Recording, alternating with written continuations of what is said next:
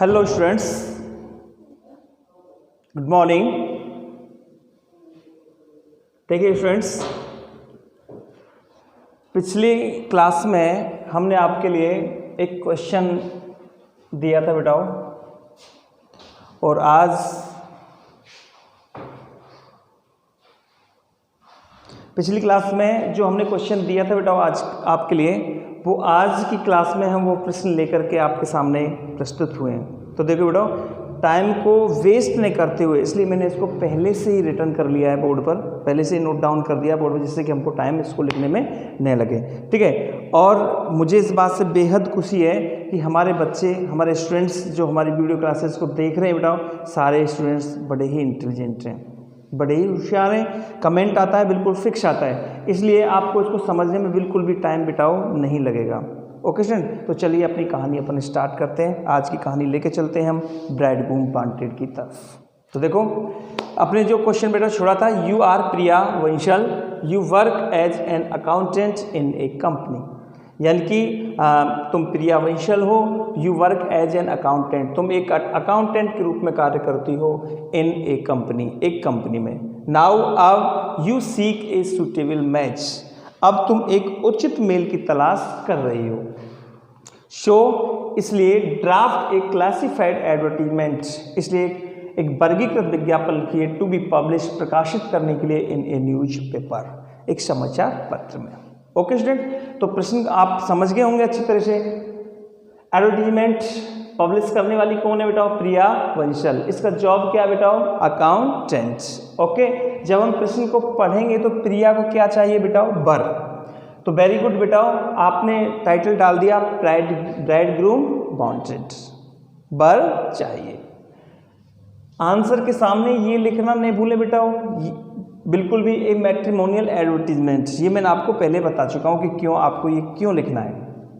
अब चलिए आगे बेटाओ, ब्राइडग्रूम वांटेड, इसका क्या आ गया बेटाओ? टाइटल। आगे आइए, वांटेड ए सूटेबल मैच। अब देखिए, अब wanted a suitable match for a Bansal girl. अब यहाँ पे बेटाओ जो ये अपना ये हैंडसम है ना, इस हैंडसम की जगह हम क्या कर सकते हैं बेटाओ? बताओ। सॉरी, इस सूटेबल की जगह हम हैंडसम कर सकते हैं। क्या कर सकते हैं बेटाओ? हैंडसम।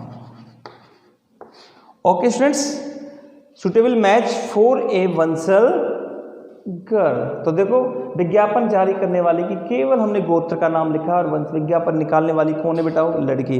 तो क्या हो गया? वंशल गर्ल, यानी कि wanted a suitable match for a Bansal girl. इस तरह से हमको यहाँ तक ये सेट करना है। ओके स्टूडेंट, अब ये हुआ हमारा हैंडसम। देखो, कई बच्चे इसको बेटा हैंडसम बोलते हैं। क्या बोलते हैं बेटा? हैंडसम। ध्यान रखना, ये हैंडसम नहीं, हैंडसम। हैंडसम बोलता है, डी इसका कैसे रहता है? Silent, handsome. तो वांटेड ए हैंडसम मैच या suitable match for a Bansal girl. अब आइए आगे, यहाँ देखो बेटाओ 25, ये इसकी क्या हुई बेटाओ? एज। आगे चलते हैं, 5.5, ये इसकी क्या हुई बेटाओ? हाइट। फेयरली, ये कॉम्प्लेक्सन है ही। एन अकाउंटेंट, ये इसका जॉब है। सैलरी अबाउट, जब जॉब का नाम हो गया तो जॉब के नाम के तुरंत बाद क्या आएगी? Salary. Salary about RS 40,000 a month. अब जो सैलरी अपन दे रहे हैं वो 40,000 रुपये ए मंथ। ठीक है, कितनी भी आप अपने मन से लिख सकते हैं। फादर ए टीचर, पिता को क्या बना दिया बेटाओ? ए टीचर, ये फादर का प्रोफेशन हो गया। Belongs to a status family, caste no bar. Okay students, अब इसमें आगे चल करके आपके लिए बेटाओ नो डाउरी आपको लिखना नहीं है। क्यों नहीं लिखना है बेटाओ नो डाउरी? क्योंकि विज्ञापन निकालने वाली कौन है बेटाओ? लड़की। और जब लड़की विज्ञापन को निकालती है तो दहेज थोड़ी चाहिएगा लड़की को, तो वो यहाँ पे नो डाउरी लिखने की आवश्यकता नहीं है। आगे आइए, please send two recently photographs and completely biodata to the below address. ये आपको लाइन जो करते हो सेट करनी है नीचे बेटा, बिल्कुल एजिट जैसी की है ना, एजिट वैसी की वैसी हमको ये रिटर्न करनी है। कॉन्टैक्ट, देखो मिस प्रिया वंशल, कॉन्टैक्ट में थोड़ी सी गलती हो जाती है बेटा स्टूडेंट से, इसलिए मैं इसको थोड़ा समझाता हूँ आपको। मिस प्रिया वंशल, तो यहाँ पर विज्ञापन निकालने वाली कौन है बेटा? मिस प्रिया वंशल। अगर मिस प्रिया वंशल की मदर होती तो ये कहाँ थी बेटा? लास्ट में, पहले किसी लड़की का नाम लिखते। अब काल्पनिक रूप से हम किसका नाम लिखेंगे बेटा? पिता का। मिस प्रिया वंशल, डॉटर ऑफ ध्यान रखना, अगर लड़का विज्ञापन निकाल रहा है तो सन ऑफ करना है, लड़की के लिए सन ऑफ मत कर देना। बहुत सारे बच्चे इसको सन ऑफ कर देते हैं, यहाँ गलती हो जाती है बेटाओ।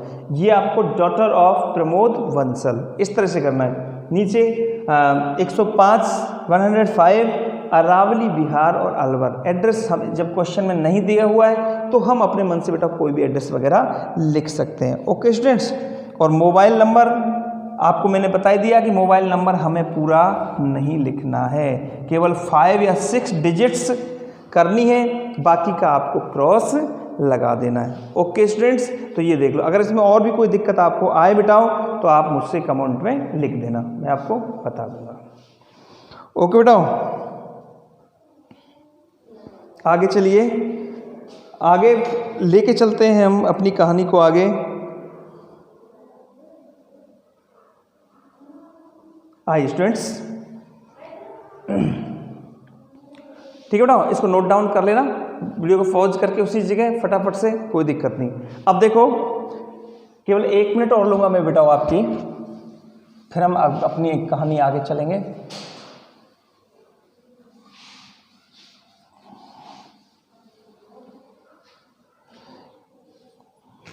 एक स्टूडेंट से बेटाओ, एक स्टूडेंट से कमेंट किया था सर, और कमेंट भी उसने 2 दिन, बेटा हम कमेंट को देख लेते, ऐसी बात नहीं है, कमेंट भी 2 दिन कर चुका है बच्चा कि सर आप हमारे कमेंट का जवाब नहीं दे रहे। उसने कुछ कमेंट बॉक्स में कुछ क्वेश्चंस जो हैं, वो प्रश्न छोड़े हैं, उनका मुझे जवाब यहाँ पे देना है। तो देखो बेटा, उसने ये 3 वर्ड दिए थे। पहला वर्ड दिया था बेटा एक हॉरोस्कोप, ठीक है बेटा। दूसरा वर्ड था अलायंस, और तीसरा वर्ड था बेटाओ डिसेंट, कि सर इनका हमें मीन्स बताओ कि इनका हम मीन्स क्या होता है। तो बेटा देखो, हॉरोस्कोप इसमें यूज हो जाता है। हॉरोस्कोप का मतलब होता है बेटाओ जन्म कुंडली। क्या होता है बेटाओ?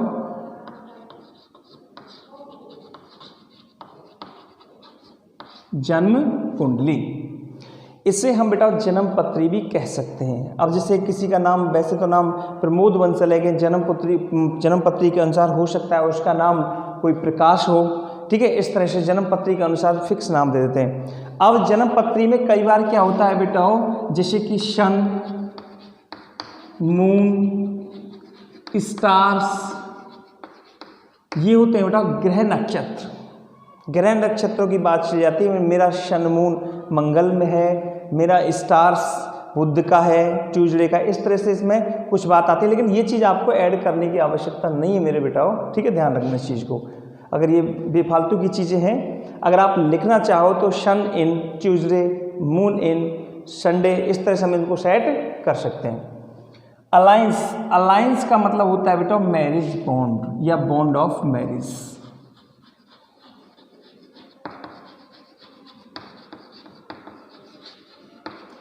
बॉन्ड ऑफ मैरिज का मतलब होता है बेटा गठबंधन। क्या होता है बेटा? गठबंधन। इसको गठबंधन बोल सकते हैं बेटा, वैवाहिक बंधन बोल सकते हैं, ठीक है, मैत्रीपूर्ण बोल सकते हैं, कोई रिश्ता बोल सकते हैं, ठीक है, कोई नाता बोल सकते हैं। अलायंस संधि के लिए आता है। किसके लिए आता है? आप विशेषकर ये याद रखो बेटा, किसके लिए आता है? संधि। और संधि का मतलब क्या होता है बेटा? कोई 2 व्यक्तियों का मिलान, ठीक है। 2 व्यक्ति पहले पृथक पृथक हैं, अलग अलग, और उन दोनों को मिला करके एक किया जा रहा है, ठीक है, उसको हम संधि बोलते हैं। उसी को क्या बोलते हैं बेटा? गठबंधन। जब शादी होती है बेटा, जब शादी जब होती है तो दोनों कपल जो होते हैं, वो लड़का लड़की, वो दोनों पहले कैसे होते हैं? सेपरेट होते हैं। लड़की अलग होती है, लड़का अलग होते हैं। लेकिन जैसे उनका गठबंधन होता है, हो जाता है, और फेरा की जो जैसे गांठ लगती है, तो उसे हम अलायंस बोलते हैं बेटा, गठबंधन करना। उस गठबंधन के बाद मेरे बच्चों वो दोनों फिर एक ही हो जाते हैं। क्या हो जाते हैं बेटा? एक कपल। ओके, ध्यान रखना है। इसलिए इसमें हम अलायंस का प्रयोग करते हैं। किसका प्रयोग करते हैं? अलायंस।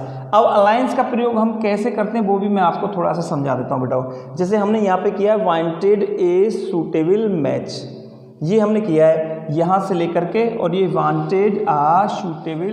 अब ये वांटेड सूटेबल मैच, इसकी जगह हम अलायंस लगा सकते हैं बेटा। क्या लगा सकते हैं बेटा? अलायंस।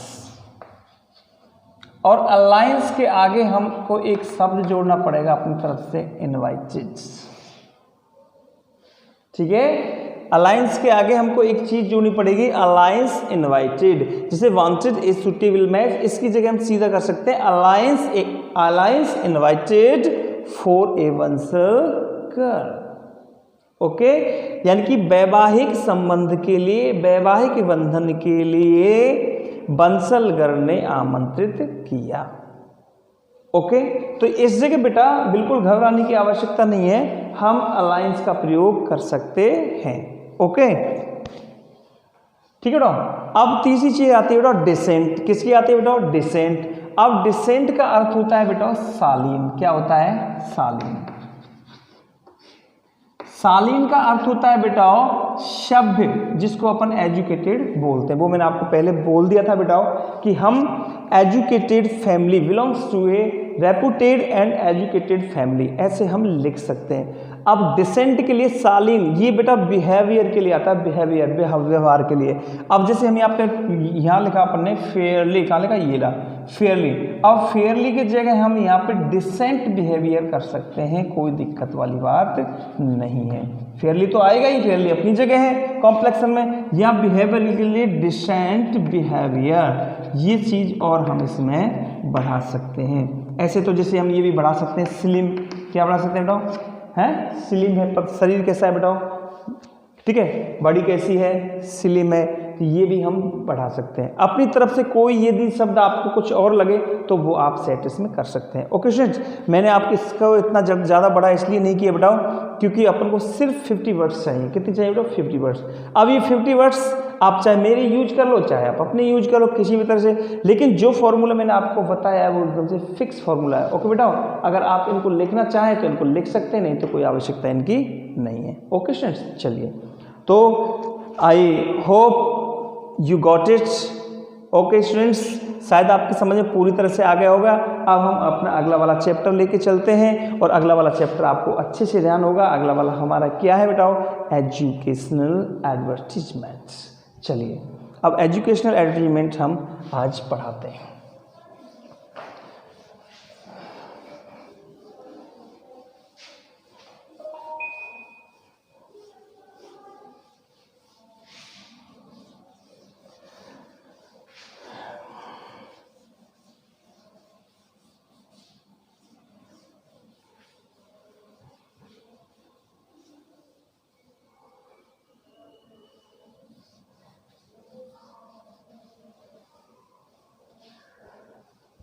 हाँ बेटा,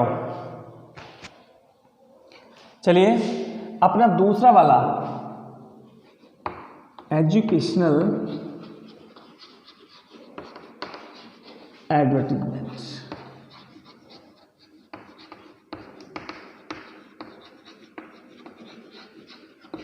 ठीक है बेटा, अब देखिए अपनी स्पीड को हम थोड़ा सा बढ़ाते हैं बेटा। आप अपनी समझने की स्पीड को बढ़ा दो, मैं अपने लिखने और बोलने की स्पीड को हल्की सी बढ़ा देता हूँ। ठीक है बेटा, अब एजुकेशनल, सॉरी ए एल और रह गया इसमें। एजुकेशनल एडवर्टीजमेंट का मतलब होता है बेटा शैक्षिक विज्ञापन।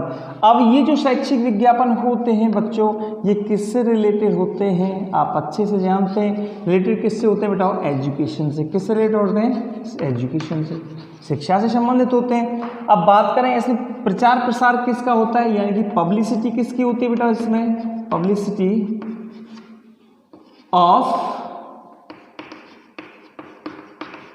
इंस्टीट्यूशन। ठीक है ना, यानी किसी शिक्षण संस्थान का इसमें प्रचार प्रसार किया जाता है मेरे बेटाओ। आपको कोई प्रश्न ऐसा आ जाए, आपको कोई क्वेश्चन इस प्रकार से आ जाए कि उसमें किसी शिक्षण संस्थान का प्रचार प्रसार हो रहा हो, जैसे कोई कोचिंग सेंटर है, कोई कंप्यूटर सेंटर है, किसी ने इंटीरियर डिजाइनिंग का क्लास चला है, कोई हॉबीज क्लासेस चला रहा है, कोई ट्यूशन क्लासेस चला रहा है, कोई विदेशी भाषा यानी फॉरेन लैंग्वेज सिखा रहा है, तो ऐसी कोई आ जाए, ऐसे कोई सिस्टम आ जाए तो ओके बेटा, ऐसा कोई प्रश्न आ जाए, ऐसा कोई क्वेश्चन आ जाए तो सोच लेना वो हमारा कैसा है बेटा? एजुकेशनल। और फिर उसका जो डायग्राम हम बनाएंगे, फॉर्मेट जो हम बनाएंगे वो एक एजुकेशनल की तरह, उसमें टाइटल भी एजुकेशनल का, डिटेल्स भी एजुकेशनल की। ओके स्टूडेंट्स, अब चलते हैं हम आगे। ओके, अब देखिए सबसे पहले हम क्या ऐड करते हैं बेटा, एजुकेशनल का हम क्या याद रखेंगे बेटा, टाइटल। क्या याद रखेंगे, टाइटल। और टाइटल में अपन को क्या याद रखना है बेटा, name of the institution. Okay students, title में क्या आ गया, नेम ऑफ द इंस्टीट्यूशन, यानी किसी शिक्षण संस्थान का नाम। अब शिक्षण संस्थान क्या, जैसे कि प्रचार किसी कंप्यूटर सेंटर का हो रहा है तो बेटा आप किसी कंप्यूटर सेंटर का क्या लिख दो, उसमें नाम लिख दो। जैसे कंप्यूटर, जैसे हमने लिख दिया किसी के आगे Pratik computer centre, unique computer centre, Oxford computer centre. Okay students, तो इस तरह से हम कंप्यूटर सेंटर का नाम, यदि किसी ने ट्यूशन क्लासेस खोली है तो किसी न किसी नाम से खोली होगी तो उसका वो नाम लिख देंगे। किसी ने कोई कंपटीशन क्लासेस खोली है, ठीक है, कॉम्पिटिटिव क्लासेस में चलाई जाती है तो हम उसका पहले क्या लिखेंगे बेटा, नाम, क्योंकि नाम सबका कोई स्कूल वाला प्रचार कर रहा है तो आप ये भी जानते हो बेटा स्कूल का भी क्या होता है, नाम। तो नेम ऑफ द इंस्टीट्यूशन ये किस में आ जाएगा बेटा, टाइटल में। और टाइटल आप सब जानते हैं बेटा कि टाइटल हमको कैसे लिखना है मेरे बच्चों, कैपिटल लेटर में। कैसे लिखना है, कैपिटल लेटर में, बड़े बड़े अक्षरों में। ओके सर, अब बात करते हैं बेटा इसकी डिटेल्स की, कि इसकी डिटेल्स क्या है, क्योंकि प्रत्येक विज्ञापन में हमको दो ही चीज़ याद रखनी मेरे बच्चों, एक टाइटल और दूसरी चीज़ डिटेल्स। ओके, अब आइए डिटेल्स में। देखो बेटा सबसे पहले हम स्टार्ट करेंगे, वी इंट्रोड्यूस ए 3 months। हाँ, इस चीज को और बता देता हूं मैं आपको, वी हमने यहाँ पे वी का ही यूज किया, क्यों किया है, आई का प्रयोग क्यों नहीं किया। आई इंट्रोड्यूस भी तो कह सकते हैं, वी का प्रयोग क्यों किया है, क्योंकि बेटा कोई भी जो ऑर्गेनाइजेशन होता है, कोई भी संगठन होता है तो इसके लिए हम हमेशा प्लूरल सब्जेक्ट का यूज करते हैं, प्लूरल प्रोनाउन का यूज करते हैं, कभी भी हम सिंगुलर लेके नहीं चलते। जैसे विद्यालय है, कोई बिजनेसमैन है या कोई भी संगठन है, संगठन के लिए हम हमेशा वी का प्रयोग करते हैं, यानी बहुवचन प्रोनाउन का प्रयोग करते हैं, कभी हम सिंगुलर को नहीं लेते। आप अगर आई करोगे तो मेरे बच्चों गलत हो जाएगा, इसलिए हमने क्या लिखा, we introduce a 3 months। Introduce का मतलब होता है प्रस्तुत करना, यानी हम प्रस्तुत करते हैं, या इंट्रोड्यूस का मतलब होता है परिचय कराना, हम परिचय कराते हैं, या इंट्रोड्यूस का मतलब पेश करना, हम पेश करते हैं। बी इंट्रोड्यूस हम परिचय करा रहे हैं, ए 3 months ऐसा लगा देंगे बेटा यहाँ पे, ए 3 months summer vacation course of, यानी कि हम ए 3 months समर वैकेशन कोर्स।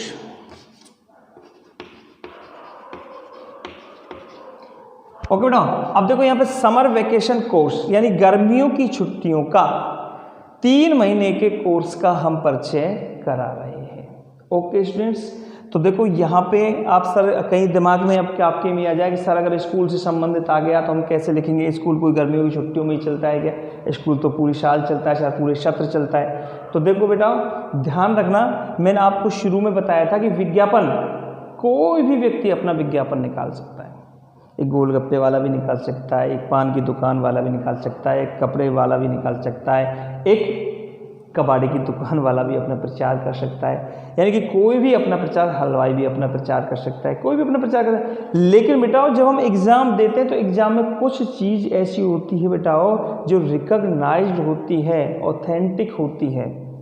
अब पेपर में आप बताओ किसी गोलगप्पे का प्रचार आएगा क्या, किसी कपड़े की दुकान का प्रचार आएगा क्या, नहीं आएगा। ठीक है, तो ध्यान रखना इस चीज़ को, पेपर एक ऑथेंटिक चीज़ को लेकर के चलता है, शिक्षा से संबंधित, इसलिए इसमें आपको कभी भी स्कूल से संबंधित नहीं आएगा, आएगा तो किसी कोचिंग संस्थान से संबंधित ही आएगा, और वो कोचिंग से संबंधित मैं आपको लिखा रहा हूँ। ओके स्टूडेंट्स, ध्यान रखना इस चीज़ को। Be introduce a 3 months summer vacation course of, और यहाँ पे अपन लिखेंगे बेटाओ कोर्स का नाम, कोर्स का नाम सेट कर दिया। जैसे कंप्यूटर कोर्स करा रहे हैं, या कॉम्पिटिटिव कोर्स करा रहे हैं, या ट्यूशन क्लासेज करा रहे हैं, या फॉरेन लैंग्वेज करा रहे हैं, या इंटीरियर डिजाइनिंग का कोर्स करा रहे हैं। तो यहाँ पे हम कोर्स का नाम लिखेंगे कि हम क्या सिखा रहे हैं, बच्चों को क्या सिखाने जा रहे हैं। ठीक है, कोर्स का नाम, और यहाँ पे लिखेंगे बेटा ऑफ वेरियस हॉबीज, विभिन्न अभिरुचियों में। अब विभिन्न अभिरुचियों में लाइक जैसे, अब इसके आगे बताओ कोर्सेज के अंतर्गत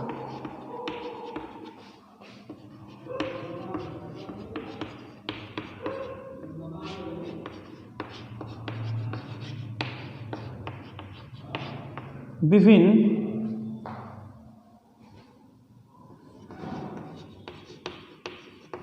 कोर्सेज के नाम।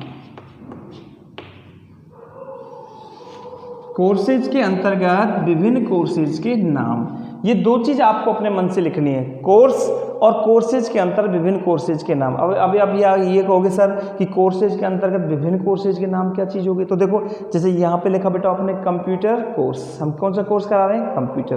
अब कंप्यूटर कोर्स अपने आप में कोई कोर्स थोड़ी है बेटा, कंप्यूटर कोर्स के अंतर्गत क्या करा रहे हैं, जैसे कि हमने लिखा basic, tally, RSCIT, O level, A level, ठीक है, या कोई VCA का कोर्स करा रहे हैं, या PGDCA का कोर्स करा रहे हैं। यानी कंप्यूटर के अंतर्गत कौन सा कंप्यूटर कोर्स करा रहे हैं बेटा, कंप्यूटर कोर्स को एक थोड़ी है, कोई विशेष का कंप्यूटर कोर्स कोई नाम थोड़ी है। ओके बेटा, तो इसलिए यहाँ पे हमने कोर्स लिखा है। जैसे यहाँ ट्यूशन क्लासेज लिख दिया, तो ट्यूशन क्लास के साथ साथ कौन सी क्लासेज, ट्यूशन क्लासेस अपने आप में थोड़ी है कि भाई कहाँ जा रहे हैं, ट्यूशन पढ़ने के लिए जा रहे हैं, तो ट्यूशन में आप कौन सी क्लास, 9th आ गया, 10th आ गया, 11th आ गया, 12th आ गया, सब्जेक्ट केमिस्ट्री आ गया, फिजिक्स आ गया, मैथ आ गया, बायो आ गया, इंग्लिश आ गया, क्या चीज़ आप करा रहे हैं, वो चीज़ सारी कोर्सेज के अंतर्गत विभिन्न कोर्सेज के नाम हम यहाँ डालेंगे। यहाँ जैसे हमने लिखा फॉरेन लैंग्वेज, विदेशी भाषाओं का कोर्स करा रहे हैं। अब विदेशी भाषा एक है क्या बेटा, अब कौन कौन सी विदेशी भाषा आप सिखा रहे हैं, अमेरिकन सिखा रहे हैं, ब्रिटिश सिखा रहे हैं, फ्रेंच सिखा रहे हैं, रशियन सिखा रहे हैं, इटालियन सिखा रहे हैं, जैपनीज सिखा रहे हैं। ठीक है, तो ये सारी भाषाएं हम इसके अंतर्गत लिख दें। ठीक है ना, तो आपकी समझ में आ गया होगा यहाँ कोर्स का नाम और कोर्स इसके अंतर्गत हम क्या क्या सिखा रहे हैं वो हम यहाँ पे ये जगह। ओके स्टूडेंट्स, चलिए अब यहाँ पे लिखेंगे बेटा for girls and boys. Okay बेटा, चलो इसको मतलब फुल स्टॉप लगा देते हैं। फॉर गर्ल्स एंड बॉयज, लड़कियों एवं लड़कों के लिए, जैसे only for girls, only for boys, लेकिन यहाँ पे अपन ने दोनों लिख दिया गर्ल्स एंड बॉयज, दोनों के लिए। ओके स्टूडेंट्स, कई इसमें क्या एज और लिखा देते हैं, एज 14 to 25, तो एज लिखने की आवश्यकता नहीं क्योंकि फिक्स एज है। ठीक है, क्योंकि हम कहीं कोई कोर्स कराएंगे तो एज का फैक्टर कोई हम देंगे नहीं, आपको केवल इतना सेट करना है। इसके नीचे बेटा अपन सेट करेंगे यहाँ पे बैच स्टार्टिंग। जब हम कोई भी कुछ भी चलाएंगे एजुकेशन में बेटाओ, तो यहाँ पे अपन बैच स्टार्टिंग लिखेंगे। क्या लिखेंगे, बैच स्टार्टिंग। और बैच स्टार्टिंग के आगे यहाँ बैच स्टार्टिंग के क्या लिखेंगे बेटा, day and date. Batch starting की क्या डाल देंगे बेटा हम, डे और डेट।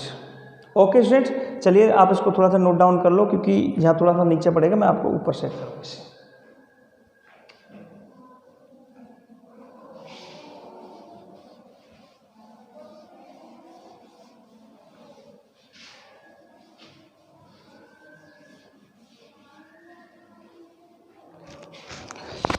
देखिए बेटा, जैसे कि हमने इधर की साइड में यहाँ पे डाला बैच, ये आप कैपिटल में लिख सकते हैं या आप स्मॉल लेटर में भी लिख सकते हैं, ये आपके ऊपर है।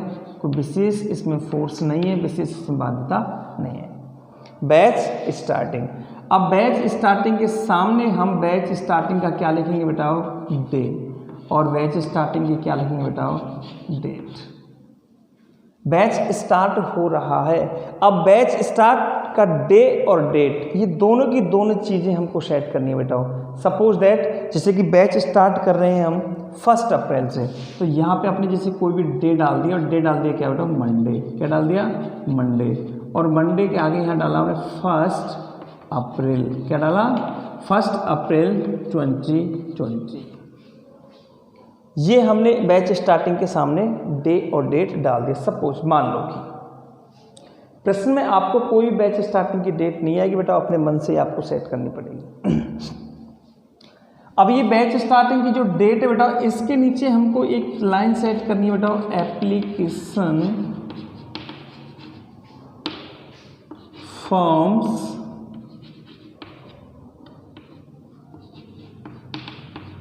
विल बी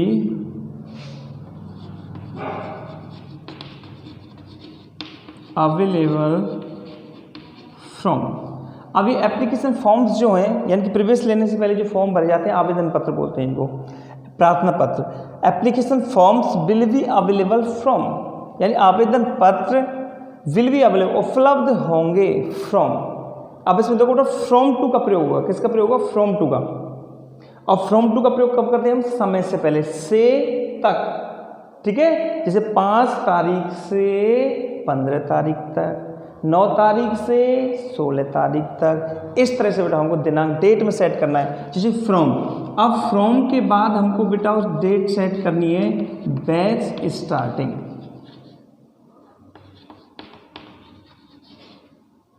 से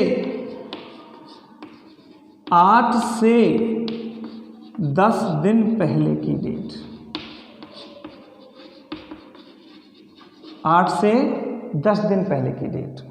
जैसे बैच स्टार्टिंग की डेट हमने यहाँ डाली, सपोज मंडे 1 अप्रैल, तो इससे पहले की 8-10 दिन पहले की डेट 20 मार्च हो गया, 21 मार्च हो गया, ठीक है, 22 मार्च हो गया। तो यहाँ पर मैंने डाला application forms will be available from 20 मार्च। इसकी पूरे की जगह यहाँ आ जाएगा 20 मार्च, ठीक है बेटा, 20 मार्च, इस तरह से। और 20 मार्च करके फिर हमको फिर लगाना है बेटा 2। क्या लगाना है? 2।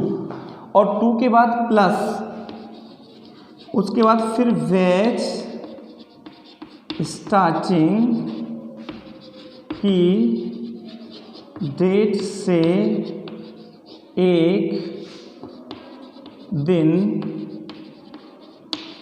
पहले की डेट। ठीक है, अब इसमें फ्रॉम टू का प्रयोग हुआ है। देखो यहाँ पे फ्रॉम और यहाँ पे टू, ये फ्रॉम टू का प्रयोग हुआ है बेटा। ठीक है, यानी फ्रॉम बैच स्टार्टिंग की डेट से 10 दिन पहले की डेट, बैच स्टार्टिंग की डेट से 1 दिन पहले की डेट। जैसे यहाँ पे बैच स्टार्ट हो रहा है कितनी तारीख से बेटा? मंडे 1 अप्रैल। तो यहाँ पर जैसे हमने लिख दिया application forms will be available, और फ्रॉम क्या लिख दिया बेटा? फ्रॉम, और यहाँ लिख दिया 20 मार्च। अब हमने क्या लगाया बेटा? 2, और 2 लगा करके बैच स्टार्टिंग की डेट से 1 दिन पहले की डेट, जैसे ये होगा 31 मार्च।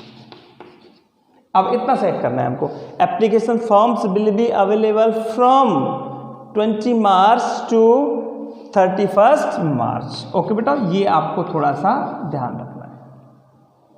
3-4 लाइन खोइए, 2 लाइन में आ जाएगा बेटा, 2 लाइन्स ओनली। ठीक है, ये आपकी समझ में आ गया होगा अच्छे से कि हमको फ्रॉम टू का प्रयोग किस तरह से करना है।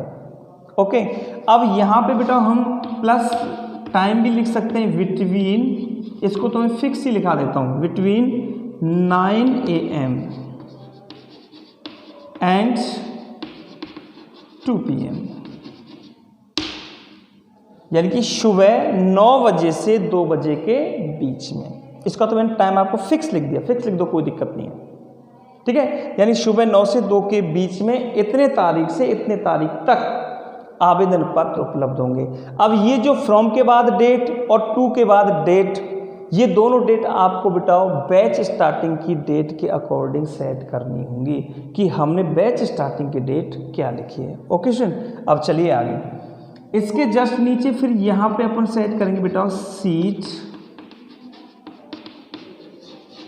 लिमिटेड। क्या सेट करेंगे बेटाओ? Seat limited. और जस्ट इसी लाइन में आगे चल के लेफ्ट साइड, और लेफ्ट साइड में हम सेट कर देंगे बेटाओ रजिस्टर सून। इसका मतलब होता है बेटा शीघ्र पंजीकरण कराएं। ये थोड़े अट्रैक्ट करने के वर्ड होते हैं। सीट लिमिटेड, चाहे सीट हमारी कितनी भी, लेकिन हम सीट लिमिटेड लिख के रख चलेंगे। क्यों? क्योंकि जिससे कि प्रवेश जल्दी आए। और उधर लिख दिया हमने रजिस्टर शून, शीघ्र प्रवेश लें, सीट लिमिटेड, सीट कैसी बेटाओ लिमिट है। अगर चाहें तो हम इसके नीचे एक लाइन और लिख सकते हैं बेटाओ, come and join with us, आए और हमारे साथ शामिल हो जाए। ओके स्टूडेंट्स, तो इस प्रकार से हमको ये सेट करना है। अब आगे चलिए। ठीक, देखो इस बैच स्टार्टिंग के ऊपर जो पहले लिखा था वो सेट करना है। ये जगह अपन को बिल्कुल खाली छोड़नी है, इस जगह आपको कुछ भी नहीं लिखना है, ध्यान रखना। ये तो मैंने आपको समझाने के लिए लिखा था। ठीक, अब इसके नीचे हम लिख सकते हैं बेटाओ, you may contact to me to the below address. अब देखिए टीचर अक्सर करके ज़्यादातर इस चीज़ पे गलती कर जाते हैं, ध्यान रखना। क्यों में कॉन्टैक्ट टू मी, ये मी रटा हुआ होता है। क्या रटा हुआ होता है बेटा? मी। ध्यान रखना, क्योंकि हमने शुरू में किसका यूज किया था बेटा? वी का। यहाँ भी किसका यूज किया है? अस का। कम एंड जॉइन विद अस, तो यहाँ भी क्या आएगा बेटा? मी नहीं आएगा, ध्यान रखना इस चीज़ को। और यहाँ पे अपन करेंगे बेटा अस। क्या करेंगे? अस। और नीचे बिठाओ कॉन्टैक्ट, और यहाँ पे नीचे मोबाइल नंबर। इस प्रकार से हम इसको सेट करेंगे मेरे बच्चों, ध्यान रखना। इसके टाइटल में आपको किसी भी इंस्टीट्यूट का नाम लिखना है। कंप्यूटर सेंटर कंप्यूटर का नाम, ट्यूशन सेंटर ट्यूशन का नाम, फॉरेन लैंग्वेज है तो उसको कोई अलग से संस्था बना के संस्था का कोई भी नाम लिख देना। आप कोई भी अपने मन से नाम सेट कर सकते हैं बताओ। उसके बाद में be introduced A 3 month summer vacation course, और कोर्सेज का नाम, और फिर नाम के बाद ऑफ वेरियस हॉबीज़। उसके अंतर्गत हम क्या क्या करा रहे हैं, 4 गर्ल्स एंड बॉयज़। इतना लिखने के बाद में आपको सिर्फ बैच स्टार्टिंग लिखना है। बैच स्टार्टिंग की क्या सेट करनी है बेटा? डेट, अपने अकॉर्डिंग कुछ भी। नीचे application forms will be available from. अब पहली जो डेट आएगी वो बैच स्टार्टिंग से 8-10 दिन पहले की डेट लिख दो, 5 दिन पहले की लिख दो, 15 दिन, कोई दिक्कत कोई फिक्स नहीं है। 8 से 10 दिन पहले की डेट, ये कोई फिक्स नहीं है कि सर आप 8-10 दिन पहले की ही डेट लिखेगा। ये आप अपने मन से लिख सकते हैं बेटा। ये तो मैंने आपको सिखाने के लिए बताया, क्योंकि बच्चे वो ही करते हैं बेटा जो जो टीचर जो बताते हैं बच्चे उसी के अकॉर्डिंग करते हैं। फिर हमको क्या लगाना है बेटा? देखो इधर देखो 2 लगाना है। फिर 2 लगा करके बैच स्टार्टिंग की डेट से 1 दिन पहले की डेट, फिर बिटवीन 9 AM एंड 2 PM। यहाँ सीट लिमिटेड कर दिया, register soon, come and join with us, you may contact to us to the below address, और नीचे कॉन्टैक्ट और मोबाइल नंबर। ओके स्टूडेंट्स, इसलिए इस तरह से आपको करना है। अब चलिए आज मैं आपको एक क्वेश्चन देता हूँ बेटा, और वो प्रश्न जो भी क्वेश्चन मैं आपको दे रहा हूँ सिर्फ आपको टाइटल अपने मन से बना करके देना है। क्या देना है बेटा? टाइटल सिर्फ अपने मन से। ओके स्टूडेंट्स, आइए।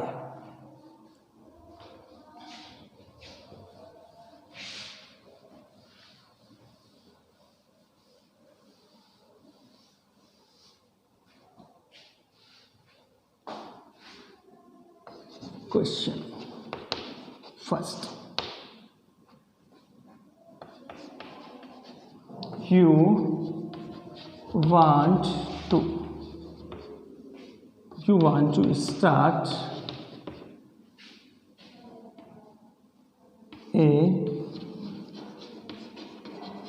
computer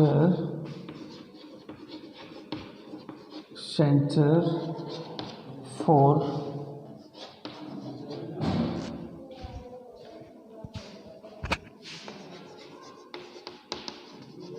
various hobbies. You want to start a computer center for various hobbies, और यहाँ पे दे दिया बेटा इन Ajmer.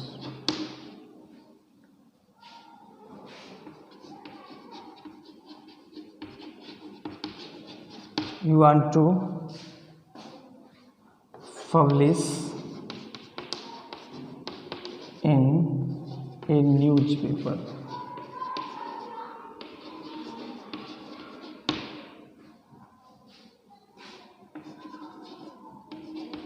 Write a classified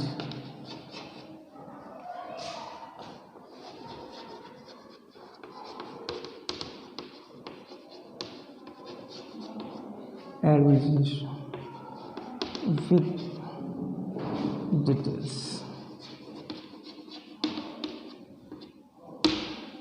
okay बेटा, you want to start a computer center for various hobbies in Ajmer. You want to publish it